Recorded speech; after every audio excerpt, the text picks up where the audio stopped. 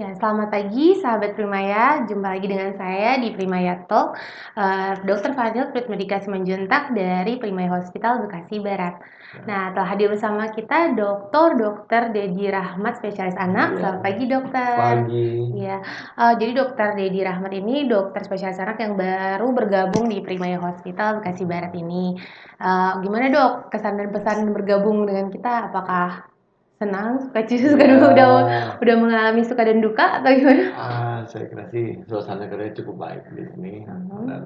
eh, perawat maupun pendukung yang lain juga sangat profesional. Pemeriksaan di kita juga udah cukup Sudah lengkap ya cukup dok, lengkap ya. alat-alatnya juga lengkap ya dok ya Pak ya. Iya, Baiklah, kembali ke pokok pembahasan kita pada hari ini yaitu tentang hidung tersumbat pada anak nih dok ya. iya, Apalagi di sekarang-sekarang ini kayaknya debu lagi tinggi banget nih dok, dan bagi anak-anak, sebenarnya dewasa juga ya. Anak-anak sekarang banyak yang ke IGD karena demam tinggi, batuk pilek, dan udah pasti hidung tersumbat merupakan salah satu dari keluhannya. iya, Dari dokter sendiri apakah ada tips dan trik gimana sih cara mengatasinya atau ininya dok? iya. Untuk kejadian hidung tersumbat pada anak itu dimulai dari bayi sampai balita itu paling sering dan bahkan lebih dari 5 tahun. Nah, itu ada beberapa hal yang paling sering untuk menjadi penyebabnya. Salah satunya adalah faktor alergi ya. Mhm. Nah, karena anak-anak itu kebetulan mempunyai orang tua yang mempunyai riwayat alergi atau atopi dalam hal ini itu akan lebih sering mengalami hidung tersumbat oleh karena sensitivitas dari saluran Nafas, pernapasannya yang itu sensitif bila ada debu, ada dingin, atau mungkin dia makanan atau minuman yang dingin. Nah, itu sering menyebabkan produksi lendir jadi lebih banyak yang mhm, menyebabkan dia akan lebih sering tersumbat. oke. Nah, dan bahkan kalau yang sangat sensitif, anak ini akan setiap pagi pasti meler. Mhm, Setiap pagi pasti bersin-bersin. Itu yang paling sering terjadi. iya, Nah, cara ngatasinnya gimana ya? Tentu ya kita harus atasin karena kondisi tersumbat hidung ini tidak nyaman buat anak, membuat anak jadi malas minum, kalau bayi malas makan, kalau yang mhm, sudah mulai makan, karena tidak nyaman buat buat buat anak-anak ini. iya, Ya, yang pertama kita bisa lakukan adalah pemberian cairan yang cukup, ya, itu akan membantu untuk pengenceran lendir juga.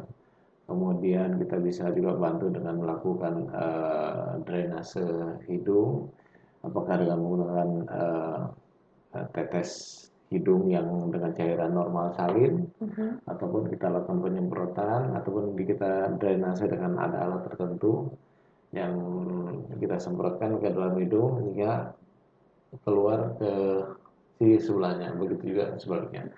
Bila itu dilakukan dengan rutin, itu anak akan lebih enak untuk nafas dan keluhan tersebut itu akan jarang. Yang jadi pertanyaan sering nanti adalah berapa kali. mhm, Nah, pada kondisi flu atau lagi pilek pasti kita akan perlu lebih sering karena kan produksi lendir itu akan lebih lebih banyak dari biasanya. Bisa 2 sampai 3 kali per hari kita lakukan itu. Kemudian kalau pada bayi yang mengalami ini tersumbat kita perbaiki posisi tidurnya di mana bagian kepala sedikit lebih tinggi dari dadanya. mhm, Nah, itu akan membuat aliran ininya lebih lancar atau dari sekretnya atau lendirnya. Itu kemudian kondisi tempat tidur, kamar itu harus dikondisikan seoptimal mungkin untuk menghindari anak-anak itu terpapar dari bahan-bahan yang membuat dia alergi seperti debu barangkali ya kalau ruangan banyak barang-barang numpuk atau bahan-bahan atau barangkali boneka ya itu mhm, sangat dihindarkan sekali karena itu membuat benda-benda itu lima debu dan ya itu bisa terpapar ke anak-anak.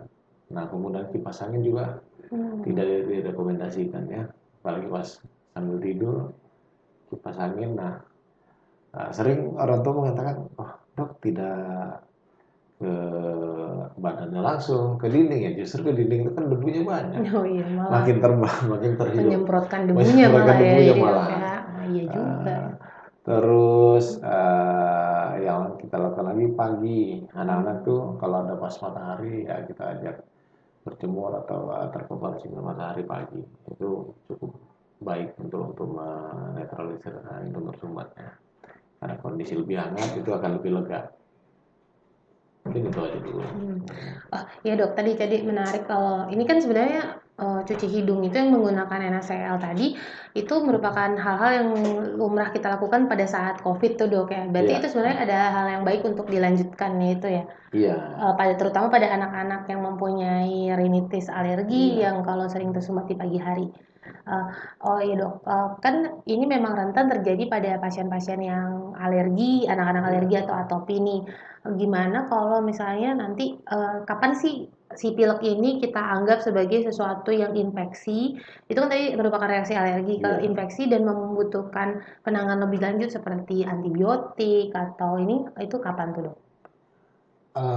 Umumnya jarang ya penggunaan antibiotik pada kondisi rintis alergi. Biasanya ada penyertanya. Hmm. Ya seperti mungkin keluhan ini disertai hidung tersumbat atau ingus yang berlebihan sampai udah berubah warna. Warna sekretnya berubah ya dok ya. Jadi mukusnya jadi lebih pekat. Uh, Juga sering juga disertai dengan demam tinggi. Nah, itu juga kita kasih waktu tuh jeda bisa lebih dari seminggu. Baru kita pikirkan kemungkinan membutuhkan antibiotik. Itu kita harus screening juga dengan melakukan pemeriksaan penunjang seperti darah jika diperlukan. Kalau panasnya sudah lebih 3 hari, 4 hari, ya kita lakukan. Untuk screening kemungkinan adanya infeksi bakteri yang membutuhkan antibiotik. Itu. Kalau selain hidung tersumbat tadi dengan yang sifatnya topikal ya dok ya berarti ya Iya, disemprot hidung atau tetes hidung dengan NaCl. Kalau penggunaan obat yang diminum gitu ada nggak dok yang bisa membantu melegakan hidung tersumbat tersebut? kita bisa menggunakan obat-obat yang bersifat rekomendasi, tapi sebetulnya sih eh, tidak rutin ya kita gunakan karena prinsip mengatasi keluhan-keluhan saluran nafas atas itu ya hidrasi ya baik dengan asupan cairan yang optimal, kemudian dengan melakukan drainase atau pembersihan saluran hidung yang yang kita sebutkan tadi. Bisa juga kalau memang kita sudah pastikan kemungkinan ini suatu kondisi rinitis alergi, ya kita bisa berikan dengan obat anti alergi. Dan tentu kalau keluhan-keluhan ini sudah sifatnya ber, bertahan lama, ya mungkin ada tempatnya kita menganjurkan untuk konsultasi ke THT. ahli alerginya dahulu. Oh alergi. Di bidang anak kan ada itu. Ya. Hmm. Nah, THT Hmm. tergantung dia butuh tindakan atau enggak. Gitu. Jadi ntar ada langkah-langkah lanjutan selain Iya, membersihkan hidung, terus kita juga harus mengusahakan juga menghindari faktor resikonya tadi ya iya, dok ya. apa resikonya? Ya, terutama sih biasanya debu ya dok Iya, ya. debu. Yang tidak disadari mungkin karpet juga ya Oh dok ya. ya. Satu lagi yang Karpet tuh, lupa mungkin hewan peliharaan. oh iya, itu yang paling sulit itu. Iya. Soalnya dia Apa? sayang kan Sama hewannya kan kucing gitu. gimana ya? Iya, kalau kita suruh nyingkirin binatang peliharaannya agak berat itu dok Iya. ya masalahnya. Ntar dia pilek juga karena nangis tapi dok ya. Iya, karena nangis Mungkin ya. ya. Bisa. Terus kalau misalnya kayak gitu ada suplemen-suplemen juga nggak dok yang biasanya harus kita perhatikan pada anak-anak yang sering hidung tersumbat, misalnya atopi itu? Kalau suplemen yang rutin kita mulai berikan beberapa waktu belakangan ini, akhir-akhir ini adalah dengan pemberian suplementasi vitamin D3 ya, yang juga dikombinasi dengan zinc dan vitamin C.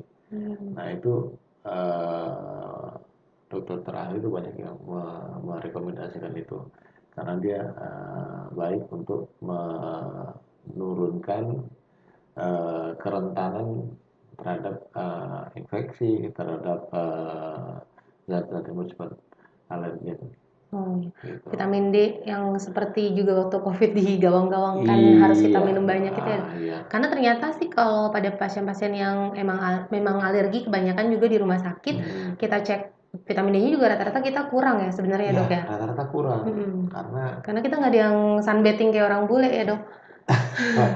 ya Jadi kita rata-rata orang Indonesia kayaknya kurang memang ya dok ya ya. padahal kan Padahal kita negara matahari tropis ya. matahari kita kan sepanjang hari tuh Mm-mm. pasti ada.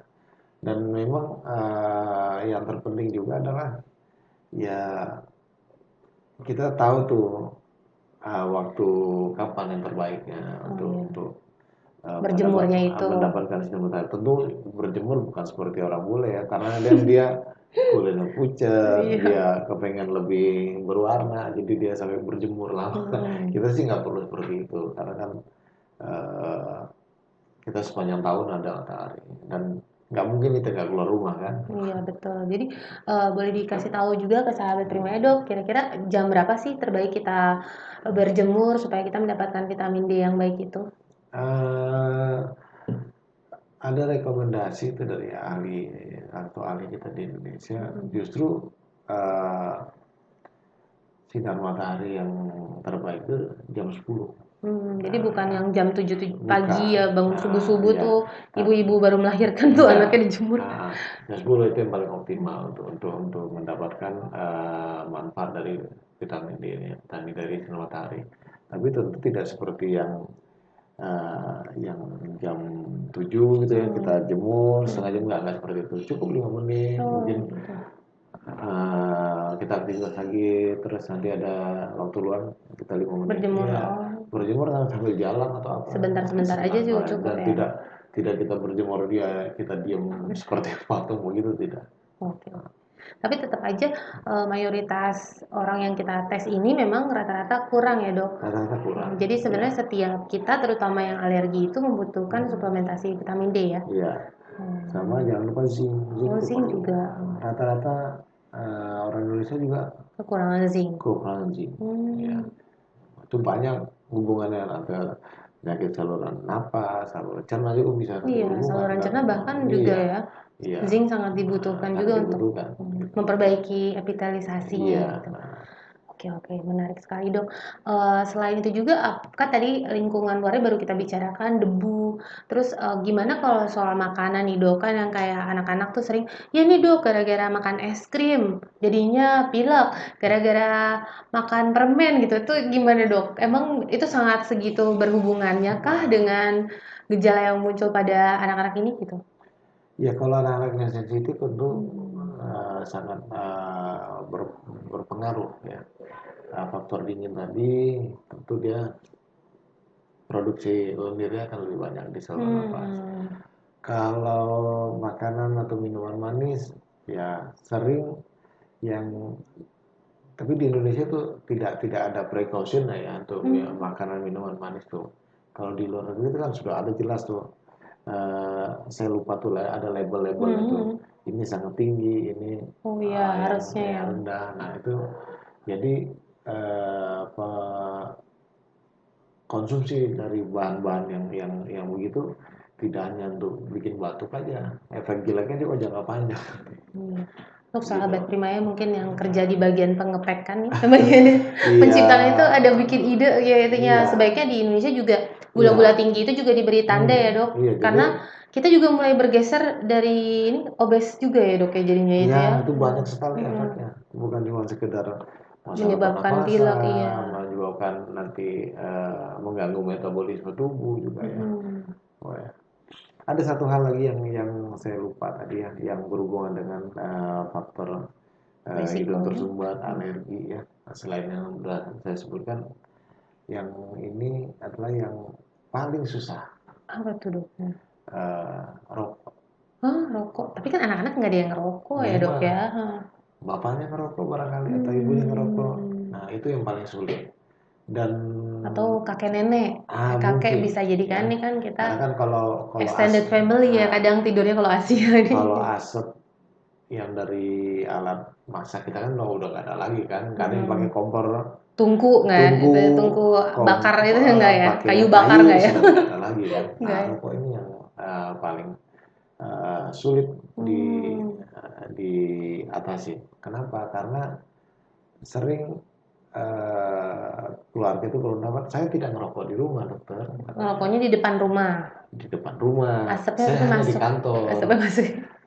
Atau ya pokoknya di kantor, di rumah udah nggak ngerokok, dan saya selalu mandi. Hmm. Nah, yang perlu diingat adalah deposit yang masuk Oke. dari ngerokok itu setelah dia di rumah kan dikeluarkan.